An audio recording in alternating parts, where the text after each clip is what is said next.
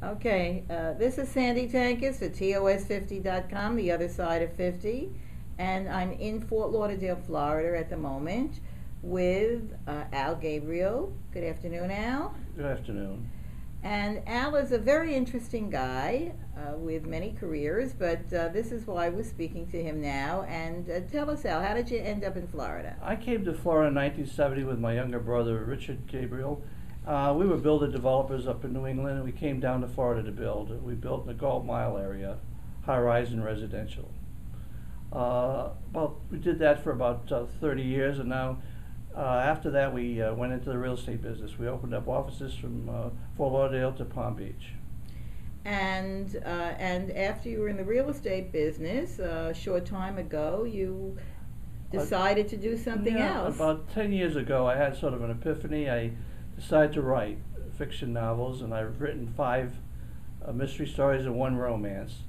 About 2 months ago, I started to do a children's book, and I just finished the children's book. And the children's book that you did is in English? It's the children's book is bilingual. I had written a book and did the graphics for it, and I went to New York to try to see if I could find a publisher. And while I was there, I went to a art gallery, and I bumped into a young lady who was doing paintings, and she was from China, and she mentioned that why would I not do Chinese English, because she was also involved in the New York and New Jersey system, school children. So I thought it was a great idea. So what I did is I came back and converted it both to Chinese and English. That does sound like a very good idea. It's very marketable. I think it's going to be very marketable, but it's very interesting because children's books are a little bit easier to market than the regular fiction novels. And what is the last book that you've written? The last book I just finished was The Chameleon. I did the Taurus manuscript, then I did The Chameleon. It's about 9/11. So it comes from a different direction. It's about a fire chief who becomes a vigilante, and he's out avenging the death of his son. It brings the reader through quite an interesting conspiracy theory. Most of my books have conspiracy theories in the back. I opened the book up at the end because I'm always looking for sequels to my books. So at this point, that book is available where? You can find that really on the Nook at Barnes & Noble. I'll be on Amazon. I've recently had all my books translated to electronics, to ebooks.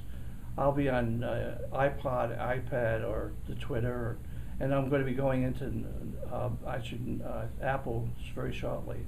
Okay, and you said the name of the book was? The name of the book is Chameleon. The one previous to that is the Taurus manuscripts. It was the La Razza, The Gift of Love, the romance, and The Price of Forgiveness was the first book that I had written. Those are all mystery stories.